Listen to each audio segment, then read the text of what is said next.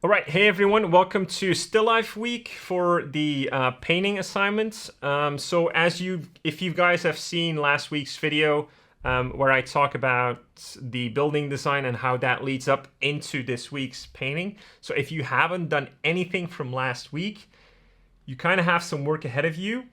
You can also do the assignments without doing last week's assignment, but again, it's not going to lead up to the same successful design as it should.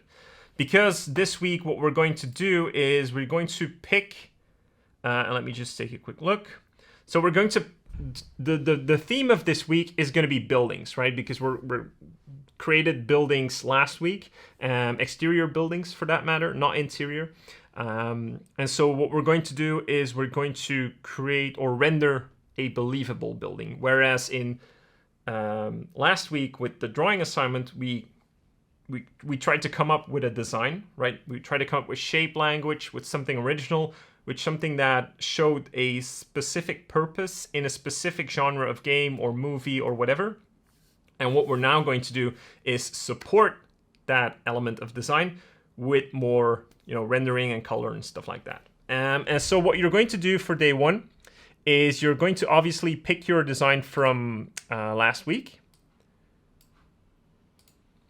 You're going to pick your design from last week, and you're going to make 3 local value compositions for that design. So what that means is you're going to keep it in grayscale, but you're going to create a more elaborate tree value structure.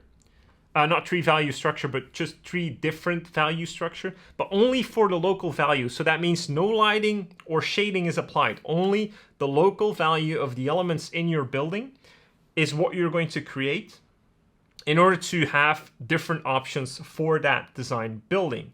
And usually in value composition, what is important is, of course, the focal points, right? Think of the entrance of your building or special features that your building might possess.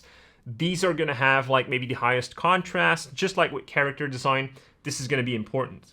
And so you're going to create 3 different ones. Once you did that, out of those 3 different ones, you can sort of choose to do all 3 of them if you want to, or you can just choose one, your favorite. And you're going to do 2 different lighting scenarios as well. So once you have your value composition down, then you're going to make 2 different lighting scenarios. So that means you can have a light coming in from the left, or a light coming in from the right, or light illuminating from the building in like a darker scenario. That's up to you, but you're going to do 2 different ones, again, completely in grayscale, right? We don't want to get confused with color right now, just in grayscale, but that it's obvious where your light source is coming from. And that should usually also support the narrative of your design. Again, if you're drawing something for like a creepy, eerie kind of vibey thing,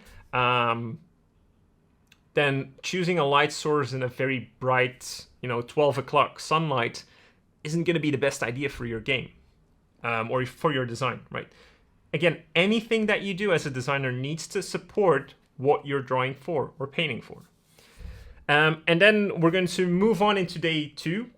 All right, thank you all for watching. If you've enjoyed this clip and you want to get access to part 2 and part 3 of these assignments, make sure you head over to artwatt.com, where we have a lot more of this content, along with classrooms to accompany each of these assignment cycles, tutorials, a complete beginner's course for you to enjoy and get you up and running with the program. We have an amazing community on Discord where I'm very active. We do online doodle sessions. We do live classrooms that are recorded. Students can submit their assignments for feedback from our community members. We have some great support teachers. So if you want to get access to all of that, make sure you visit artwatt.com, and I will see you there.